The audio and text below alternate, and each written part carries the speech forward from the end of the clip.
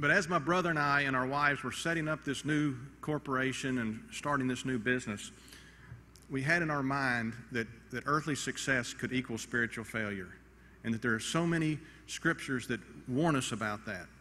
And so we made a decision on the front end before we had any money and before when the business was just starting.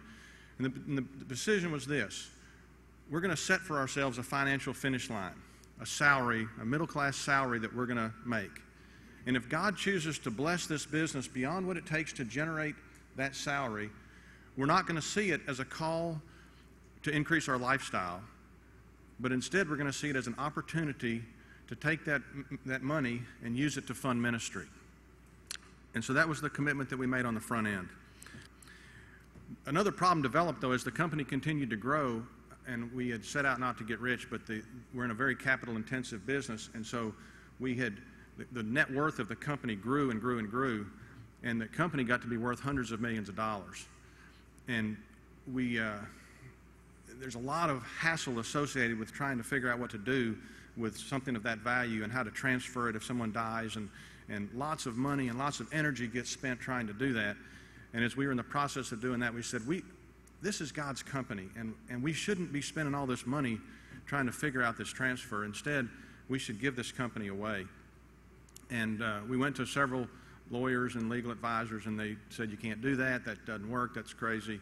And we finally ran into the folks at the National Christian Foundation, who were amazing. And they showed us how to do what we wanted to do. And we were able to basically give away 99% of the company, but maintain control of the company so we can transfer the stewardship of the company without transferring the value.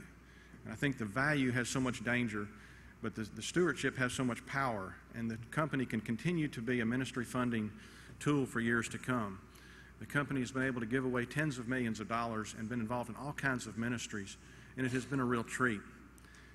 Some people would say that you're crazy to do that. That's nuts. But I don't think it's crazy at all. I think it's perfectly logical. I think it makes perfect sense. The day that we made that transfer, my balance sheet changed a lot. But my life didn't change at all. And it has been a tremendous blessing. For those who would say we're crazy, I would say I wouldn't trade my life. I wouldn't change direction at all. Giving has been great fun. I'm convinced that it is much more fun to be a giver than it is to be a consumer. And it has been a treat. And I'd also say this: even if it were not fun, even if it were not fulfilling, I think that we should be obedient and we should be good stewards. And the great thing is that God is so gracious to us in that when we do it God's way, He gives us abundant life. And we have certainly found that.